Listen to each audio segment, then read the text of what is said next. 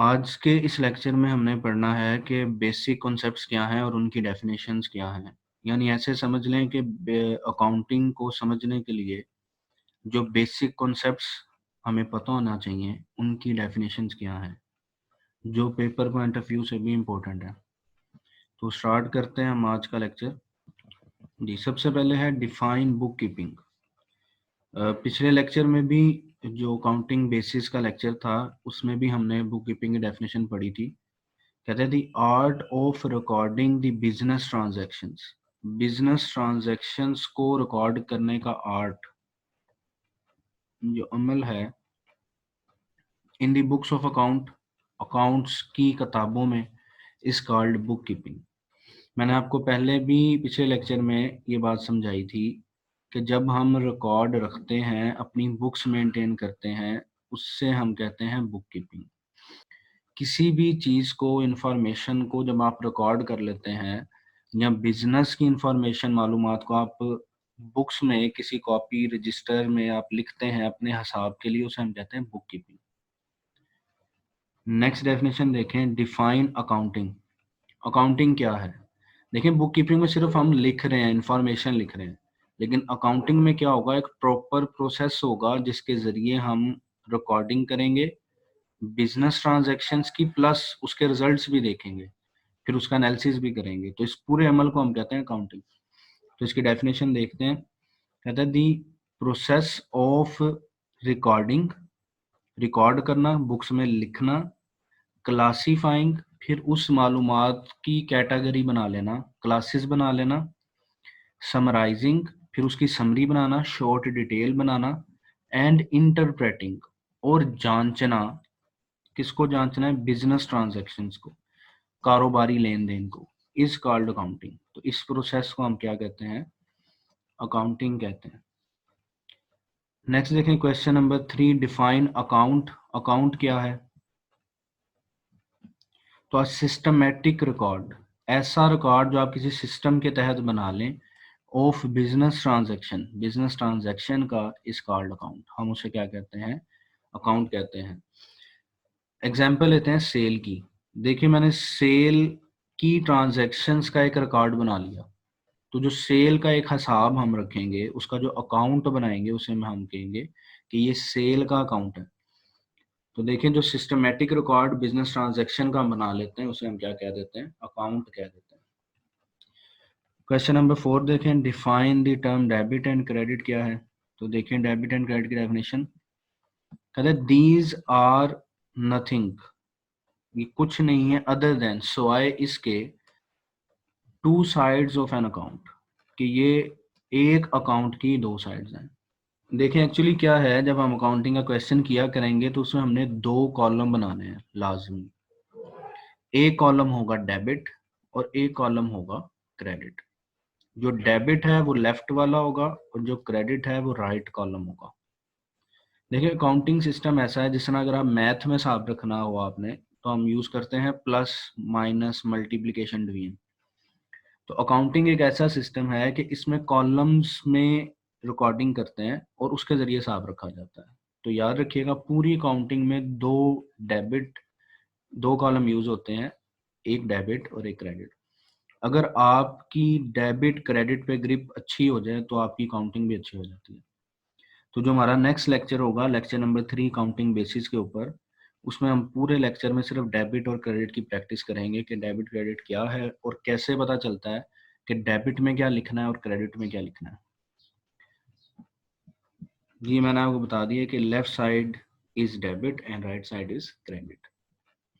Next देखें, question number 5, name the basis of accounting. ये भी हमने पिछले लेक्चर में पढ़ लिया था कि होल रिकॉर्डिंग, जो सारी रिकॉर्डिंग रखी जाती है इन accounting, is consist of these 5 basis.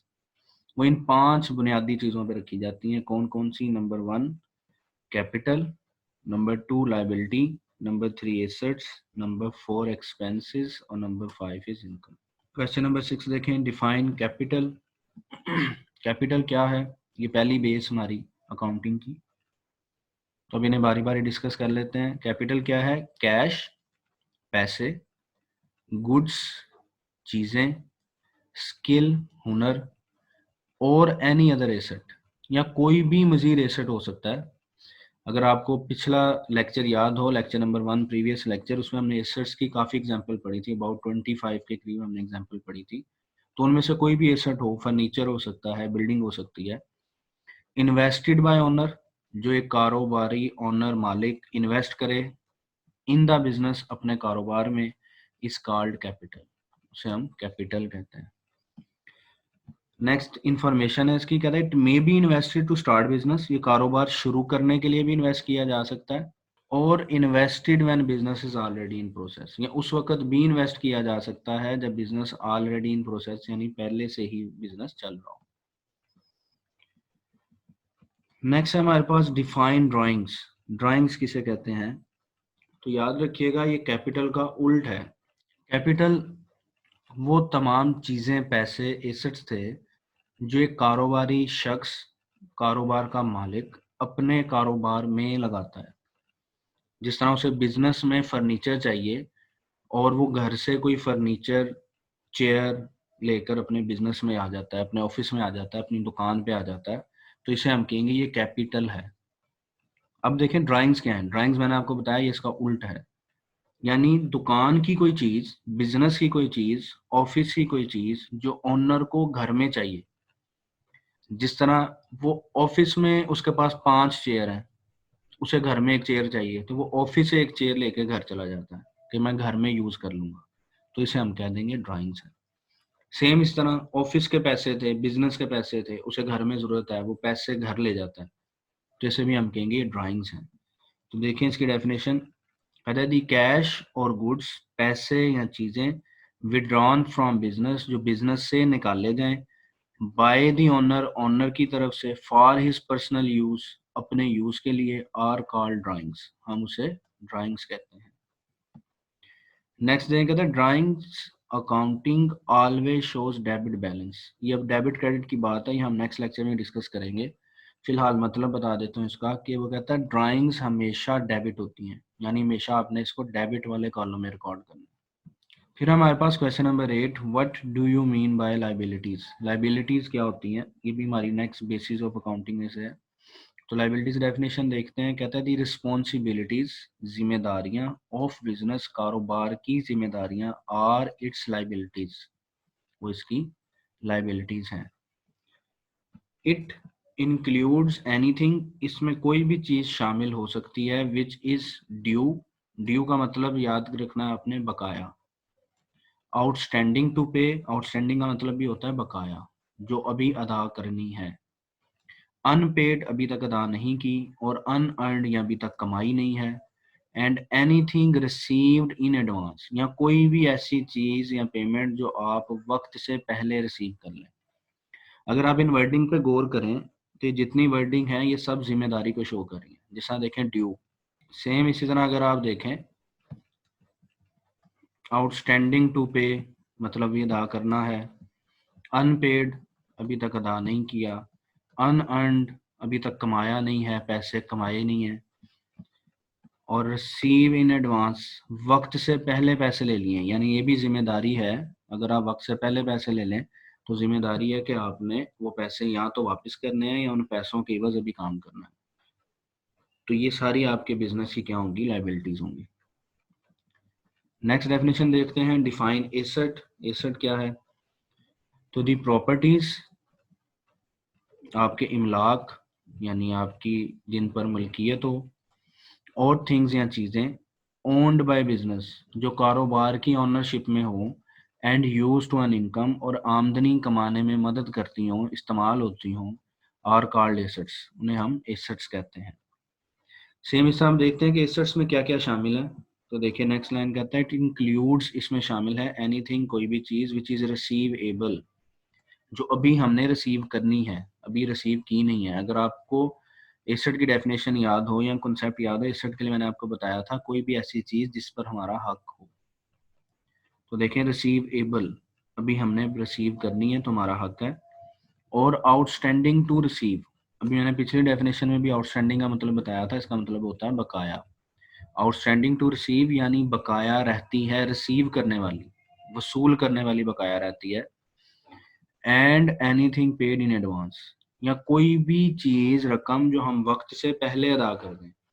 देखें, अगर हम किसी को पैसे वक्त से पहले दे देंगे तो उन पर हमारा हक है कि या तो हमें वो पैसे वापस दिए जाएं या फिर उन पैसों की एवज कोई काम किया जाए। तो यहाँ पे भी हक बनता है। फिर से मैं वर्ड्स हाईलाइट कर देता हूँ जिनसे हमें अंदाजा होगा कि ये सारी वर्डिंग जहाँ भी आए वो हमारे एसेट्स होंगे। जिस देखें, रिसीवेबल यानी ये जो हमने भी रिसीव करने हो, जिन पर हमारा हक हो। आउटस्टैंडिंग टू रिसीव, जो रिसीव करने वाले बकाया रहते हों। या पेड इन एडवांस, अगर वक्त से पहले अदा कर दिया जाए तो उन पर भी हमारा हक होता है। तो ये वर्डिंग जब भी आएगी ये हमारे क्या हो जाएंगे, एसेट्स हो जाएंगे। फिर देखिए क्वेश्चन नंबर 10 है डिफाइन एक्सपेंसेस। एक्सपेंसेस क्या है? तो the cost of doing business, the cost of doing business, कारोबार करने का खर्चा, इस कॉल्ड एक्सपेंस, इसे हम एक्सपेंस कहते हैं। इट इंक्लूड्स, इसमें शामिल हैं पेमेंट्स जो हमने अदायगियाँ करनी हो, एंड लॉसेज और नुकसानात, ये हमारे खर्चे होते हैं। फिर हमारे पास डेफिनेशन नंबर 11 इनकम, जो कि लास्ट बेस ऑफ अकाउंटिंग है। कहता है एनी बेनिफिट, कोई भी फायदा, रिसीव जो हमें वसूल हो, और अर्नड या जो हम कमाएं, बाय अ बिजनेस यानी बिजनेस कमाए, इस कॉल्ड इनकम, हम उसे इनकम कहते हैं। इट इंक्लूड्स द प्रॉफिट, इसमें प्रॉफिट शामिल है, एंड रिसिप्ट्स ऑफ बिजनेस, और कारोबार की वसूलियां शामिल हैं। दो चीजें शामिल हैं इसमें, प्रॉफिट्स जो कारोबार के अर्निंग होगी, एंड रिसिप्ट्स जो कारोबार की वसूलियां होंगी। डेफिनेशन नंबर 12 देखें, define accounting cycle. Accounting cycle किसे कहते हैं? मैंने पिछले लेक्चर में भी डिटेल से बात समझा दी थी कि अकाउंटिंग का जो प्रोसेस है उसके मेनली 4 स्टेप होते हैं। सबसे पहला रिकॉर्ड करना, जिसे हम जर्नल कहते हैं। फिर क्लासिफिकेशन करना, जिसे हम लेजर कहते हैं। फिर समरी बनाना, जिसे हम ट्रायल बैलेंस कहते हैं। और फिर इंटरप्रिटेशन करना, जिसे हम फाइनेंशियल स्टेटमेंट्स कहते हैं। तो इन सब को बनाना अकाउंटिंग साइकिल कहलाता है। देखते हैं definition, the preparation of journal, ledger, trial balance and financial statement is called accounting cycle. अच्छा, इनकी तरतीब है, आपने चेंज नहीं करनी। पहले जर्नल, फिर लेजर, फिर ट्रायल बैलेंस और फिर फाइनेंशियल स्टेटमेंट। इन 4 स्टेटमेंट्स को बनाना क्या कहलाता है? अकाउंटिंग साइकिल कहलाता है। देखिए question number 13, define accounting period of financial year क्या होता है? तो अकाउंटिंग पीरियड की डेफिनेशन देखें, पीरियड फॉर विच, ऐसा वक्त जिसके लिए फाइनेंशियल स्टेटमेंट्स आर प्रिपेयर्ड, जिस टाइम पीरियड के लिए, जिस वक्त के लिए फाइनेंशियल स्टेटमेंट्स बनाई जाए, इस कॉल्ड अकाउंटिंग पीरियड। जिससे हम अज्यूम करते हैं कि हमने रिकॉर्डिंग शुरू की 1 जनवरी से और हमने रिकॉर्ड बनाया 31 दिसंबर तक का, तो हमारा जो फाइनेंशियल पीरियड होगा, अकाउंटिंग पीरियड होगा, वो 1 ईयर होगा। अगर हम रिकॉर्ड शुरू करते हैं 1 जुलाई से और हम एंड करते हैं, ज्यूम करें रिकॉर्डिंग 31 दिसंबर तक का रिजल्ट देखते हैं, तो हमारा जो अकाउंटिंग पीरियड है वो अब 6 मंथ हो जाएगा। यानी जिस टाइम पीरियड के लिए हम हिसाब रखते हैं उसे हम अकाउंटिंग पीरियड कहते हैं। देखिए क्वेश्चन नंबर 14, डिफाइन बिजनेस। तो एनी लॉफुल एक्टिविटी, कोई भी कानूनी सरगर्मी, विच इज रेगुलरली डन, जो मुसलसल की जाए, for the purpose of earning profit, नफा कमाने के लिए, इस कॉल्ड बिजनेस, उसे हम बिजनेस कहते हैं। यानी कोई भी ऐसी लीगल एक्टिविटी जिसका मकसद नफा कमाना हो और वो रेगुलरली की जाए, यानी डेली बेसिस पे की जाए या मुसलसल की जाए, उसे हम बिजनेस कहते हैं। फिर है हमारे पास क्वेश्चन है 15, व्हाट आर डिफरेंट फॉर्म्स या क्लासिफिकेशन ऑफ बिजनेस। कारोबार की कितनी इकसाम हैं? तो फॉर्म्स ऑफ बिजनेस देखें, कहता है the business can be any of the following form, इनमें से किसी भी फॉर्म में हो सकता है। नंबर 1 ट्रेडिंग, यानी सामान खरीदना, गुड्स खरीदना और गुड्स ही बेच देना सेम हालत में बगैर चेंज किए, इसे हम कहते हैं ट्रेडिंग। मैन्युफैक्चरिंग क्या है? यानी गुड्स खरीदना, सामान खरीदना, फिर उसकी शेप चेंज करना और फिर बेचना, उसे हम कहते हैं मैन्युफैक्चरिंग। यानी ट्रेडिंग और मैन्युफैक्चरिंग दोनों का ताल्लुक गुड्स से है। अगर गुड्स एज इट इज खरीद के बेच दी जाए तो ट्रेडिंग, अगर गुड्स खरीद के उसकी शेप चेंज करके बेची जाए तो मैन्युफैक्चरिंग। और थर्ड टाइप है सर्विसेज, खिदमात बेचना। तो ये भी आप जानते हैं बिजनेस होता है, जिस तरह डॉक्टर्स क्लिनिक अगर चला रहा है तो ये उसका सर्विस बिजनेस होगा। क्वेश्चन नंबर 16 देखें, डिफाइन ट्रेडिंग बिजनेस क्या होता है? तो आप business in which goods are purchase, चीज़ें खरीदी जाएं, and sold in the same form, और उसी तरह बेच दी जाएं, इज कॉल्ड ट्रेडिंग बिजनेस, उसे हम ट्रेडिंग बिजनेस कहते हैं। The buying and selling of goods is trading, simple definition भी लिखी है। नेक्स्ट देखते हैं question number 17, define manufacturing business क्या है। अभी समझा दिया मैंने। Business in which goods are manufactured, ऐसा बिजनेस जिसमें चीज़ें बनाई जाएं एंड देन सोल्ड, और फिर बेची जाएं, इज कॉल्ड मैन्युफैक्चरिंग बिजनेस। फिर देखें question number 18, define service business, ये भी समझा दिया आपको। बिजनेस विच प्रोवाइड स्किल, ऐसा कारोबार जो हुनर फ्राहम करे, एंड कंसल्टेंसी या मशवरा फ्राहम करे, फॉर प्राइस, पैसों के बस, इंस्टेड ऑफ सेलिंग, बजाय इसके कि वो बेचे, टेंजिबल गुड्स, टेंजिबल का लफ्जी मतलब होता है वजूद रखने वाला, यानी ऐसी चीजें जिनका वजूद हो, जो वजन हो, फिजिकली मौजूद हो। तो कहता है फिजिकली गुड्स नहीं बेचते हैं, बल्कि क्या बेचते हैं, स्किल और कंसल्टेंसी बेचते हैं, इस कॉल्ड सर्विस बिजनेस, उसे हम सर्विस बिजनेस कहते हैं। देखें क्वेश्चन नंबर 19, डिफाइन ट्रांजैक्शन क्या है, लेन देन। ट्रांजैक्शन किसे कहते हैं, the exchange of goods and services, goods and services को बेचना या तबादला करना, बिटवीन टू और मोर पर्सन, दो या दो से ज्यादा लोगों के दरमियान, इस कॉल्ड ट्रांजैक्शन, उसे हम ट्रांजैक्शन कहते हैं। जी देखें question number 20, what are types of transaction, transaction कितनी टाइप्स होती हैं। तो the transactions can be of following two types, ये दो टाइप्स के हो सकते हैं। कौन कौन सी, कैश ट्रांजैक्शन, यानी हम चीज खरीदें या बेचें और उसी वक्त पैसे भी ले लें, और क्रेडिट ट्रांजैक्शन, यानी हम उधार पर सामान, क्रेडिट मीन्स उधार, याद रखना, यानी हमने चीज खरीदी और वादा कर लिया हम पैसे इन फ्यूचर दे देंगे, या हमने चीज सेल की और उसने कह दिया हमें कि भाई आपको हम पैसे कल परसों या कुछ दिनों बाद दे देंगे, तो इसे हम कहते हैं क्रेडिट ट्रांजैक्शन। अभी इन्हीं की नेक्स्ट डेफिनेशन है question number 21, what is cash transaction, क्या होती है। तो इफ कैश इज पेड और रिसीव्ड, अगर कैश अदा किया जाए या वसूल किया जाए, as a result of business transaction, business transaction के नतीजे में, कारोबारी लेन देन के नतीजे में, it is called cash transaction, तो इसे हम कैश ट्रांजैक्शन कहेंगे। Question number 22, define credit transaction, credit transaction क्या है। If cash is to be paid, अगर कैश अदा करना है, और रिसीव्ड इन फ्यूचर, या रिसीव करना है फ्यूचर में, as a result of business transaction, business transaction के नतीजे में, it is called credit transaction, तो इसे हम क्रेडिट ट्रांजैक्शन कहेंगे। देखें क्वेश्चन नंबर 23, गुड्स क्या होती हैं और मर्चेंडाइज क्या होती हैं। मर्चेंडाइज चीजों को कहते हैं, गुड्स मीन्स भी चीजें, ये गुड अच्छे वाला नहीं है, गुड्स मीन चीजें। थिंग्स इन विच, चीजें जिनमें बिजनेस डील, कारोबार किया जाता है, इस कॉल्ड मर्चेंडाइज। एग्जाम्पल से बात समझे, इंपॉर्टेंट कॉन्सेप्ट है। अज्यूम करते हैं कि मैंने एक कार खरीदनी है, तो जब मैं वो कार खरीदूंगा, मेरे लिए वो कार है, लेकिन जिस शोरूम से मैं वो कार खरीदूंगा, वो शोरूम का जो ऑनर होगा वो डील ही कार्स में कर रहा है, तो वो जब अपना बिजनेस डीलिंग रिकॉर्ड करेगा, तो वो ये नहीं लिखेगा कि मैंने कार सेल की है, वो लिखेगा मैंने गुड्स सेल की है। तो जो कारोबार का ऑनर है, जो कारोबार का मालिक है, वो जब ये रिकॉर्ड करेगा कि उसने कार सेल की है, तो वो कार के नाम से अकाउंट नहीं बनाएगा, वो सेल के नाम से अकाउंट बनाएगा, वो उसे गुड्स रिकॉर्ड करेगा। तो याद रखना है, जिस चीज का कारोबार किया जा रहा हो उसे हम गुड्स कहते हैं। क्वेश्चन नंबर 24 है, डिफाइन परचेज, परचेज किसे कहते हैं। द बाइंग ऑफ गुड्स, चीजें खरीदना, for the purpose of resale, इस नीयत से खरीदना कि चीजें बेचनी है दोबारा, इस कॉल्ड परचेज, उसे हम परचेज कहते हैं। फिर परचेज उसी तरह दो टाइप्स की होंगी, जो हमने ट्रांजैक्शन की टाइप्स पढ़ी थी, कैश पे बेचना और उधार पे बेचना। तो पहले क्वेश्चन नंबर 25 देखें, cash purchase, if goods are purchase for cash, अगर कैश पर चीजें बेची जाएं, it is called cash purchase. फिर क्वेश्चन नंबर 26 देखें, इफ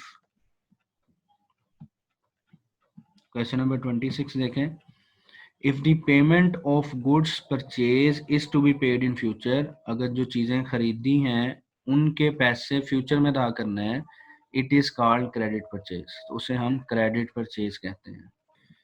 डेफिनेशन नंबर 27 देखें, डिफाइन परचेज रिटर्न और रिटर्न आउटवर्ड, क्या होती है परचेज रिटर्न या रिटर्न आउटवर्ड। तो the return of goods to supplier is called purchase return. चीज़ों का वापस कर देना, चीज़ों का वापस कर देना to the supplier, supplier mean जिनसे हमने चीज़ें खरीदी थी, इस कॉल्ड परचेज रिटर्न। सादा अल्फाज में कहें तो खरीदा हुआ सामान वापस करना परचेज रिटर्न कहलाता है। और इसका दूसरा नाम देख लें, रिटर्न आउटवर्ड। इसे हम रिटर्न आउटवर्ड भी कहते हैं। आउटवर्ड का मतलब होता है बाहर जाना। तो क्योंकि खरीदा हुआ सामान जब वापस करते हैं तो गुड्स बिजनेस से आउट होती हैं, इसलिए हम इसे कहते हैं कि ये रिटर्न आउटवर्ड है। नेक्स्ट देखते हैं definition number 28, define debit note. Debit note किसे कहते हैं? तो देखें, when goods purchase are return by buyer, जब खरीदा गया सामान बायर वापस कर देगा, the document against this return, तो उस सामान के इवज कोई डॉक्यूमेंट बनाया जाए, यानी अगर उसको सबूत के तौर पे, उसके सबूत के तौर पे एक डॉक्यूमेंट लिख के दिया जाए इशूड बाय बायर, बायर की तरफ से, इज कॉल्ड डेबिट नोट। उसे हम क्या कहते हैं? Debit note. सिंपल वर्डिंग में कहूँ तो जो परचेज रिटर्न हमने पढ़ी थी उसका जो सबूत होगा, उसका जो डॉक्यूमेंट होगा, उसे हम डेबिट नोट कहेंगे। फिर है डेफिनेशन 29, डिफाइन सेल। सेल किसे कहते हैं? The selling of goods is called sale. चीज़ों का बेचना सेल कहलाता है।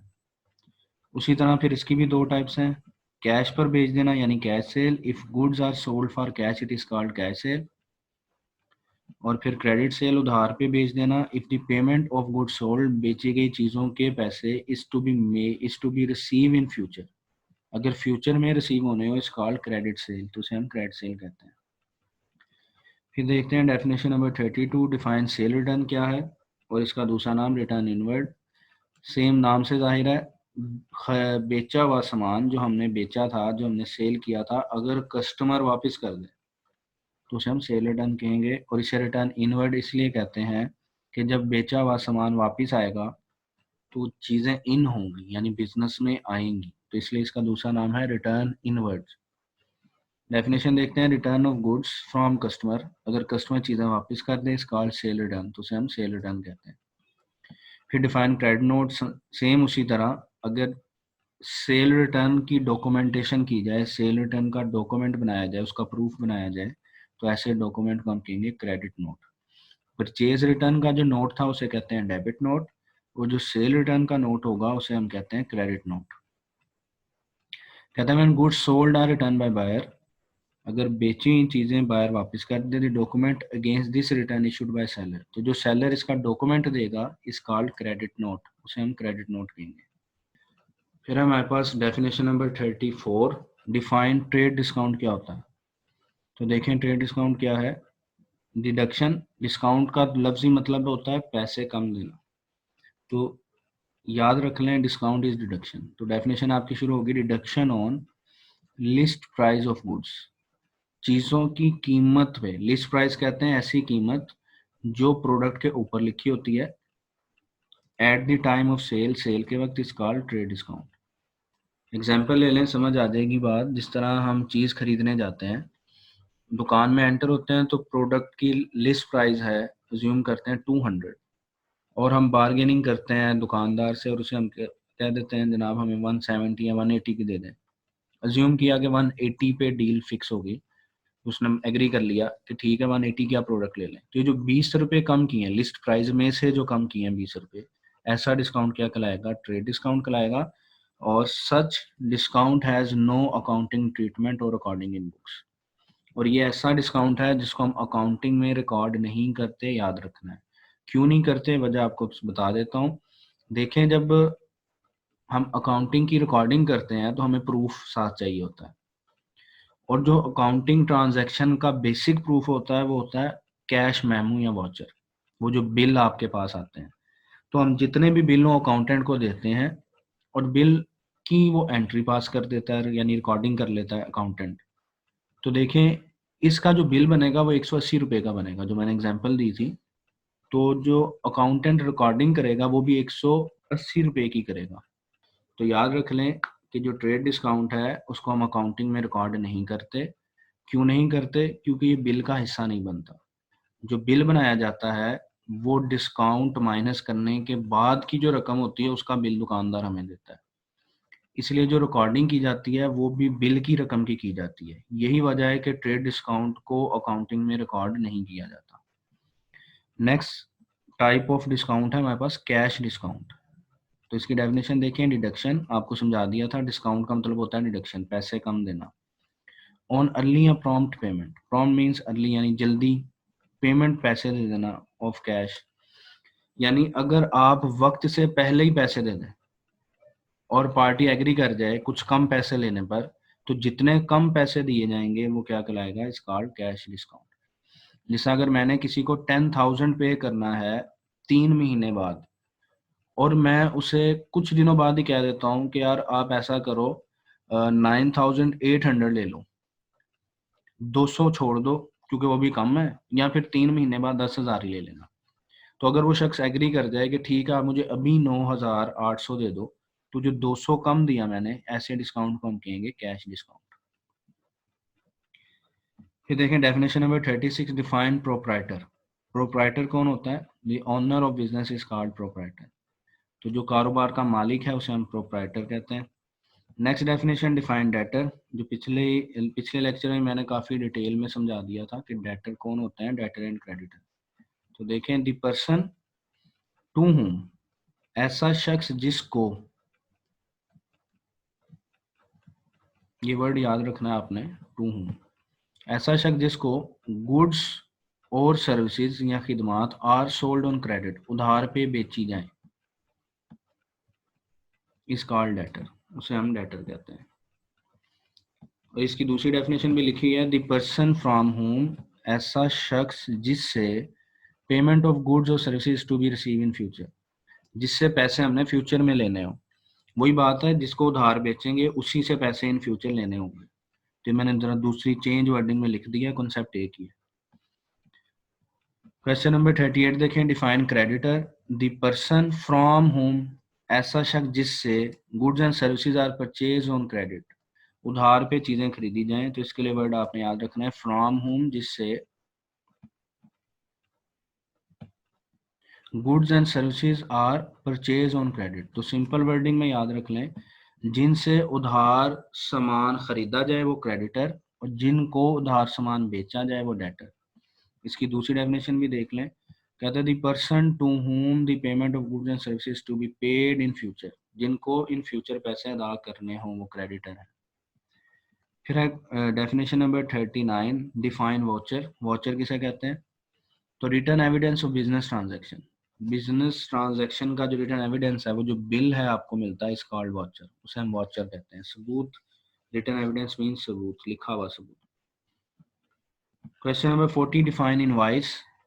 इनवॉइस क्या है, document which is given to buyer by the seller, ऐसा डॉक्यूमेंट जो बेचने वाला खरीदने वाले को देता है फॉर क्रेडिट ट्रांजैक्शन, उधार की ट्रांजैक्शन के लिए, इस कॉल्ड इनवॉइस, उसे हम इनवॉइस कहते हैं। एक्चुअली ये भी बिल है, वाउचर भी बिल है। वाउचर होता है इन कैश फॉर्म और इनवॉइस होता है इन क्रेडिट फॉर्म, उधार में। फिर define single entry system. Debit credit आपको मैंने समझा दिया था अभी जब हमने लेक्चर शुरू किया, कि हम पूरी अकाउंटिंग में जो भी रिकॉर्डिंग करेंगे वो या डेबिट साइड पे करते हैं या क्रेडिट साइड पे करते हैं। तो इस सिस्टम के लिहाज से दो अकाउंटिंग के सिस्टम होते हैं, दो एंट्री करने के सिस्टम होते हैं। एक को हम कहते हैं सिंगल एंट्री सिस्टम और दूसरे को हम कहते हैं डबल एंट्री सिस्टम। नाम से जाहिर है, सिंगल एंट्री सिस्टम ऐसा सिस्टम जिसमें एक बात रिकॉर्ड करनी है, यानी या डेबिट रिकॉर्ड करना है या क्रेडिट रिकॉर्ड करना है। और डबल एंट्री सिस्टम मींस ऐसा एंट्री का सिस्टम जिसमें दोनों बातें रिकॉर्ड करनी है, डेबिट भी रिकॉर्ड करना है और क्रेडिट भी रिकॉर्ड करना है। तो डेफिनेशन देखें, the system of accounts in which, ऐसा सिस्टम अकाउंटिंग का in which only one aspect, जिसमें एक रुख रिकॉर्ड किया जाएगा, वन एस्पेक्ट, यानी या डेबिट रिकॉर्ड कर लेंगे या क्रेडिट रिकॉर्ड कर लेंगे, of each transaction is recorded, either debit या डेबिट करना है और क्रेडिट या क्रेडिट करना है, is called single entry system. इसका दूसरा नाम होता है, it is also called as accounts from incomplete record भी इसे कहते हैं, यानी क्योंकि इसमें देखें एक बात रिकॉर्ड कर रहे हैं तो आपका जो रिकॉर्ड होता है वो इनकम्प्लीट रह जाता है। फिर देखें डेफिनेशन ऑफ 42, जो भी आपको समझा दी, double entry system, the system of accounts, accounts का ऐसा सिस्टम इन विच, जिसमें two aspect of each transaction, हर ट्रांजैक्शन की दो बातें इज रिकॉर्डेड रिकॉर्ड की जाएंगी, बोथ डेबिट एंड क्रेडिट, दोनों को रिकॉर्ड करना है, डेबिट को भी और क्रेडिट को भी। तो इसमें याद रखिएगा कितने एस्पेक्ट होंगे, 2 एस्पेक्ट्स को रिकॉर्ड किया जाएगा। It is also called as accounts from complete record, क्योंकि इसमें हम दोनों बातें रिकॉर्ड करते हैं, तो इसके जरिए जो रिकॉर्ड होता है वो कंप्लीट होता है। फिर है how many system of accounting are there. अब अकाउंटिंग के सिस्टम कितने हैं ये याद रखिएगा, ये हमारे पास है टाइम पीरियड के लिहाज से कि कब चीज़ों को रिकॉर्ड करना है। पिछले जो हमने टाइप्स पढ़ी थी वो एंट्री के लिहाज से थी, यानी डेबिट और क्रेडिट के लिहाज से। तो देखें कहता है there are mainly 2 types of accounting system, cash system और एक्रूवल सिस्टम। अब इनकी डेफिनेशन पढ़ते हैं, कैश सिस्टम और एक्रूवल सिस्टम की। डेफिनेशन 44 है। कैश सिस्टम क्या होता है? The system in which transactions are recorded only when, सिर्फ तब रिकॉर्ड करें, कैश इज पेड और रिसीव, जब हमने कैश पे कर दिया हो। ये देखें पास्ट टेंस है, पेड थर्ड फॉर्म है और रिसीव्ड भी थर्ड फॉर्म है, यानी हम कैश पे कर चुके हों या कैश रिसीव कर चुके हों तब रिकॉर्ड किया जाए, तो ऐसा सिस्टम कहलाता है कैश सिस्टम। और 45 डेफिनेशन देखें, एक्रूवल सिस्टम क्या है? दिस सिस्टम इन विच, ऐसा system in which transaction is recorded even when मतलब तब भी, उस वक्त भी रिकॉर्ड कर लें, अमाउंट इज पेएबल और रिसीवेबल, यानी अभी अदा करनी है या रिसीव करने वाली है। अब यहाँ पे हमारे पास अकाउंटिंग के कुछ बेसिक कॉन्सेप्ट्स आ रहे हैं मजीद, और ये बड़े इंपॉर्टेंट हैं, याद रखना है आपने। ये नॉर्मली पूछे जाते हैं इंटरव्यू के दौरान भी, कि कॉमर्स के स्टूडेंट को इतनी बातें अकाउंटिंग के स्टूडेंट को पता होनी चाहिए। थोड़े टेक्निकल हैं लेकिन बहुत इंपॉर्टेंट है, तो इनको ध्यान से सुनना है आपने। तो देखें definition number 46, what is mean by dual concept of accounting. Dual concept of accounting क्या कहता है? ये कहता है इट मीन्स दैट, इसका मतलब है इन अकाउंटिंग में there is debit for every credit, जिससे हमने डबल एंट्री सिस्टम पढ़ा था कि अगर कोई बात डेबिट हो रही है तो उसके साथ क्रेडिट भी लाजमी होगी, and credit for every debit, और अगर कोई बात क्रेडिट है तो उसके लिए डेबिट लाजमी होगा, यानी दोनों बातें लाजमी होंगी। तो ऐसा कॉन्सेप्ट क्या कहलाता है? Dual concept of accounting. फिर है what is going concern concept. अब ये कॉन्सेप्ट क्या कहता है? गोइंग कॉन्सर्न कॉन्सेप्ट क्या कहता है? कहता है द गोइंग कॉन्सर्न प्रिंसिपल, जो गोइंग कॉन्सर्न का असूल है, इज द अजम्पशन, ये एक्चुअली मफरूजा है, फर्ज करना है आपने, that an entity will remain in business, entity मतलब अदारा, रिमेन इन बिजनेस यानी वो कारोबार में रहेगा, फॉर द फॉरसीएबल फ्यूचर, यानी एक लंबे फ्यूचर टाइम तक जो एंटिटी है वो बिजनेस करती रहेगी। एक्चुअली इसका मकसद क्या है? अगर हम अकाउंटिंग कर रहे हैं और हमें पता है कि कल कारोबार बंद हो जाना है या परसों कारोबार बंद हो जाना है, या हमने नियत किया कि बिजनेस को तो हमने खत्म कर देना है, तो यकीनन आप रिकॉर्डिंग भी छोड़ देंगे या रिकॉर्डिंग कम करेंगे, या मे भी अपने मतलब की रिकॉर्डिंग कर लें या कोई फ्रॉड प्लान कर लें अगर पार्टनरशिप है तो। इसलिए ये कॉन्सेप्ट कहता है कि अकाउंटिंग करते वक्त, रिकॉर्डिंग करते वक्त ये नहीं देखना कि बिजनेस खत्म हो रहा है, बेशक खत्म क्यों ना हो रहा हो, यही सोच के रिकॉर्डिंग करनी है, यही अज्यूम करके रिकॉर्डिंग करनी है कि जो बिजनेस है वो फॉरसीएबल फ्यूचर तक चलता रहेगा, यानी लंबे अरसे तक चलता रहेगा। डेफिनेशन नंबर 48 है what is business entity concept. Business entity concept क्या है? तो अगर आपको याद हो तो मैंने कैपिटल और ड्राइंग में फ़र्क समझाया था, वो इसी कॉन्सेप्ट के तहत था। तो देखें ये कॉन्सेप्ट क्या कहता है। अकॉर्डिंग टू दिस कॉन्सेप्ट, इस कॉन्सेप्ट के मुताबिक the business is separate entity, कारोबार एक अलहदा हैसियत रखता है, अपार्ट, अपार्ट मतलब अलहदा, फ्रॉम द ओनर, ओनर से अलहदा, ऑफ द बिजनेस, यानी इस कॉन्सेप्ट के मुताबिक ओनर एक अलहदा शख्स है और जो कारोबार है वो एक अलग आर्टिफिशियल शख्स है। जिस तरह देखिए हमने पढ़ा था, ऑनर कोई चीज़ घर की बिजनेस में ले आए तो वो कैपिटल, और अगर बिजनेस ही कोई चीज़ वो घर ले जाए तो वो ड्राइंग्स। अलहदा अलहदा रिकॉर्ड करना है, यानी दोनों को अलग समझना है। It means that recording from business point of view, जो बिजनेस के पॉइंट ऑफ व्यू से रिकॉर्डिंग है, must be different from owners point of view, वो ओनर पॉइंट ऑफ व्यू से अलग होती है। तो एक पॉइंट याद रख लें, जब भी आपने अकाउंटिंग पढ़नी है या कोई क्वेश्चन सोल्व करना है तो आपने बिजनेस पॉइंट ऑफ व्यू से सोचा करना है। हम बिजनेस के लिए अकाउंटेंट होते हैं, हमने बिजनेस पॉइंट ऑफ व्यू को ध्यान में रखना है। Question number 49, explain matching concept of accounting. Matching concept क्या है?